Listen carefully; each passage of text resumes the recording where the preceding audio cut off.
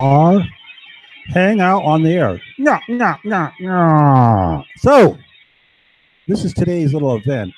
11:22 a.m. I was able to sleep right last night for a while. The ground plane's still pretty hot up here. Electricity traverses the ground as a high frequency signal, oscillates your body, actually warms you up, which is pretty cool in a way, but not so cool. Little thing in the bottom of my foot has been isolated a bit. It's starting to heal. Apparently, it was like a pathway going from the top of my head, coming out my toe, and it was actually the electricity was actually moving through my body, and I wasn't aware of it, sleeping. So my head was sore on the top. It still is, like a sore spot in my foot. Like this current is like going through your body from the prime neighbor to the Bowles neighbor, two telephone poles on each side of those wires, two transformers, right? I sit in the middle, right? It's like a tuned circuit, two smart meters, three smart meters, two transformers, right? These transformers are tunable, so you can tune them up and down and kind of control the signal between the two sources. Now, so I'm sitting here, I turn my little radio on. My left ear is still kind of clogged. I can't hear out of it. But I drank my coffee, so I'm waiting, looking at the clouds, beautiful. I put this little thing on. Right there, you can't really discern anything. You got to be, your ears got to be tuned to this.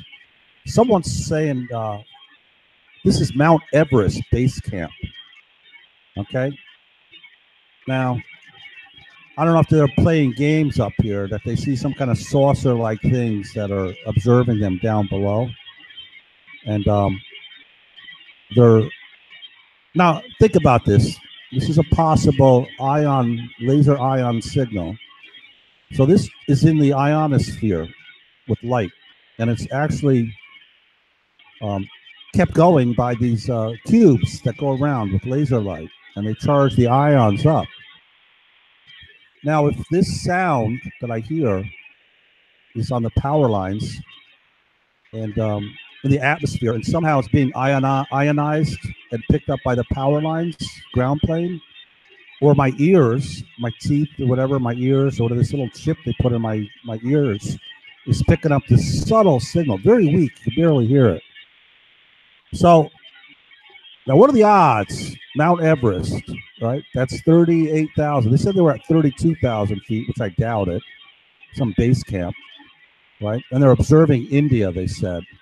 And that they start talking about India, and India turns on their defense systems for their ballistic missile defense system or something because they're observing them. Apparently, India has launched all these cube satellites into the atmosphere up there in the blue. These are little cubes that circle at like, I don't know, a couple thousand miles an hour, but real fast, whip right by. But they're receiving and transmitting at the speed of light, right, down below. And then there's another one that's right behind it, maybe at a slight angle, coming in down, another one coming in this way. And as they all do this, they're all networked together to create a communication network on the ground.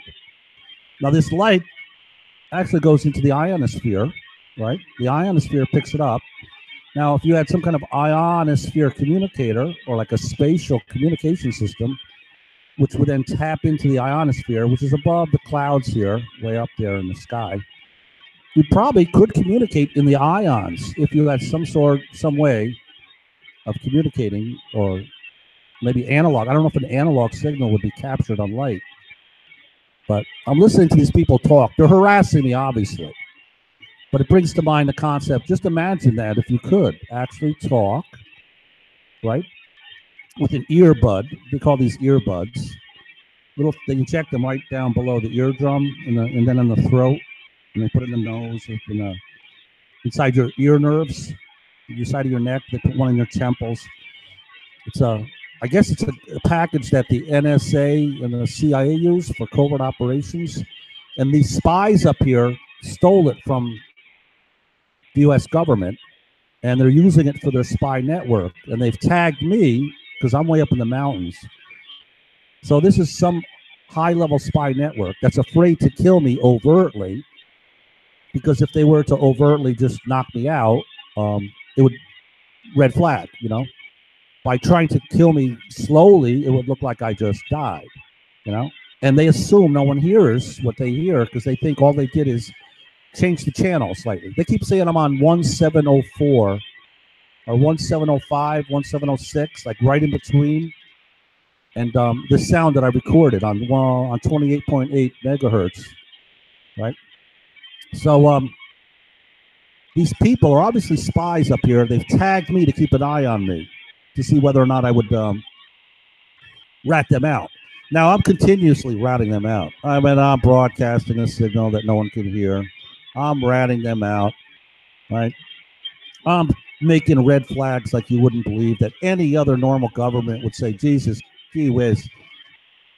This guy's called us up so many times about spies up in Vermont. No one's done nothing.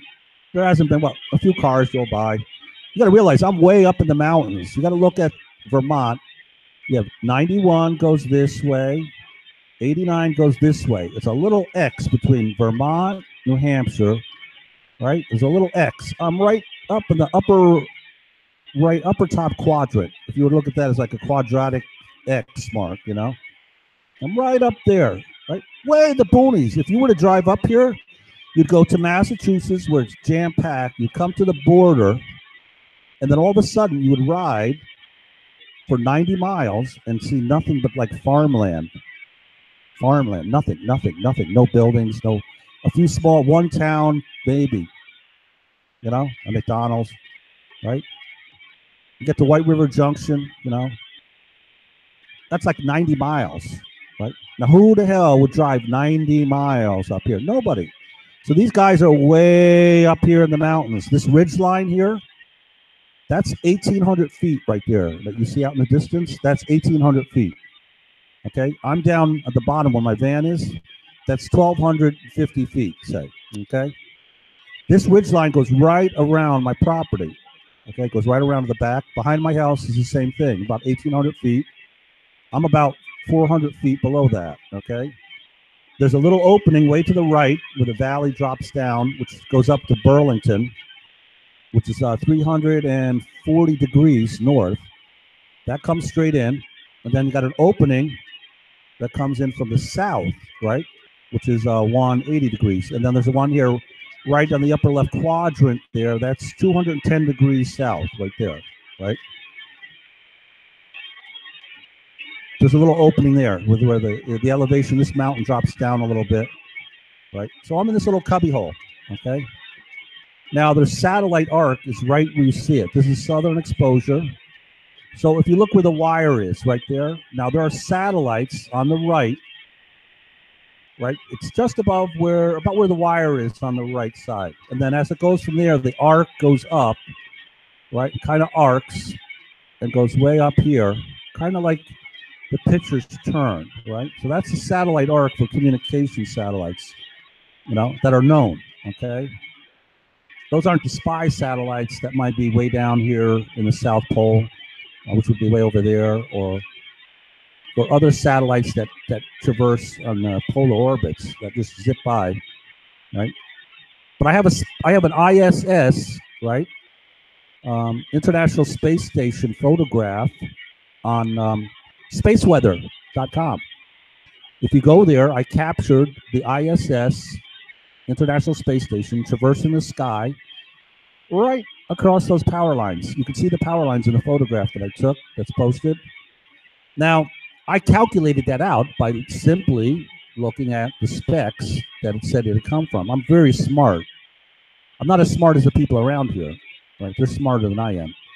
But I was able to determine exactly where it was coming from and exactly at what time it would be there. And I set up right by my van with my camera, right?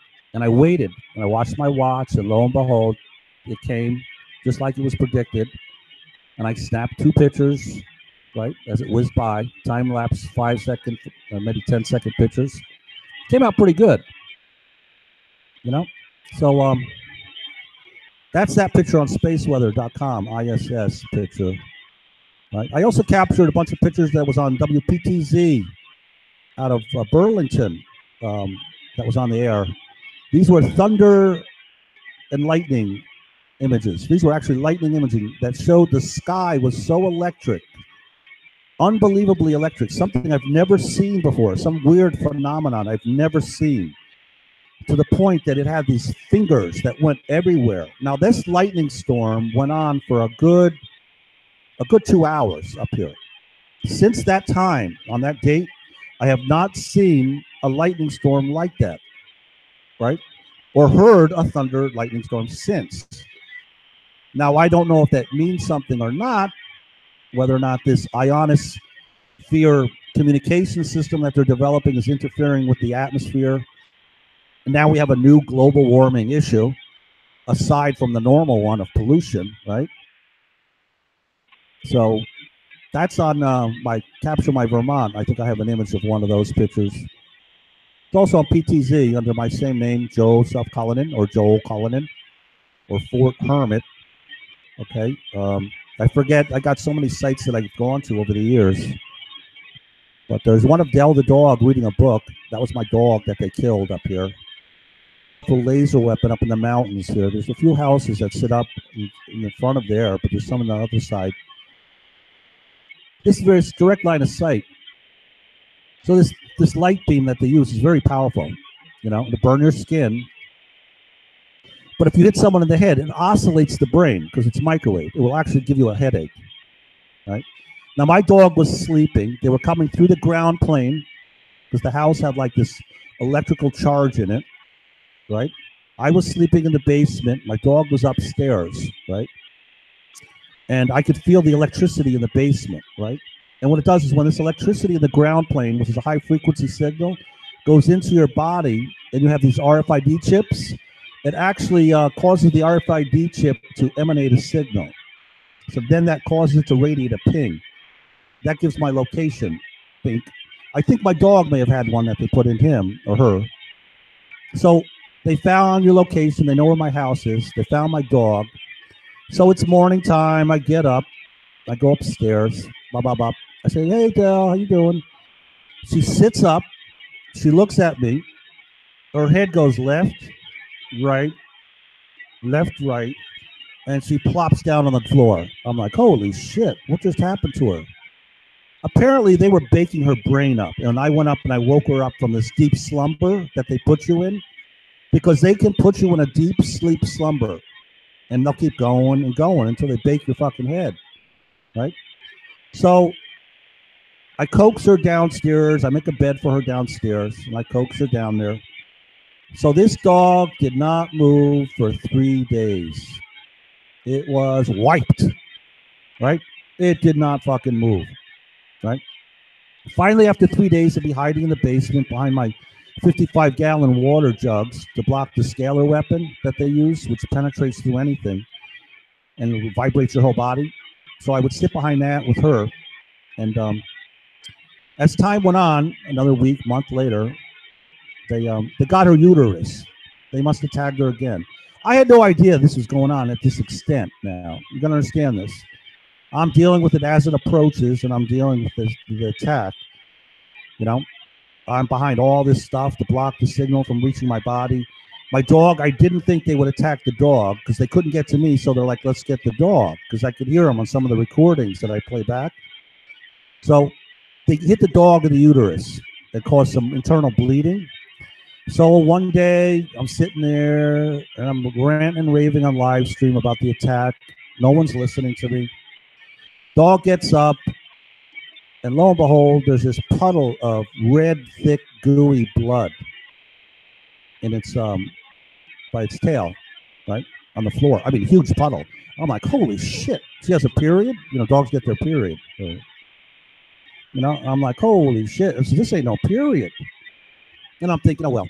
So a day goes by, another half a day, and she does it again. Another thick pile. And I'm like, oh, shit. And then it's a week goes by, right? Now I'm like, whoa, these motherfuckers just burnt my dog up, right?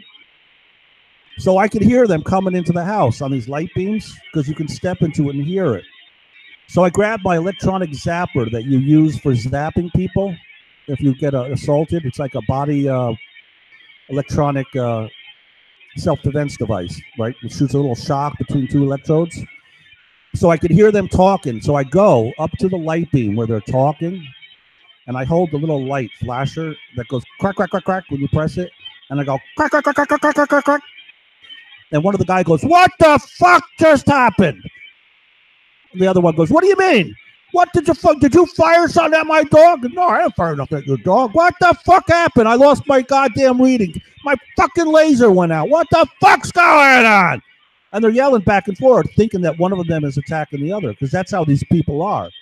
When they get bored, they'll just start shooting at one of the other people, right? So as time goes by, they zap her in the head again, eventually burn my house down.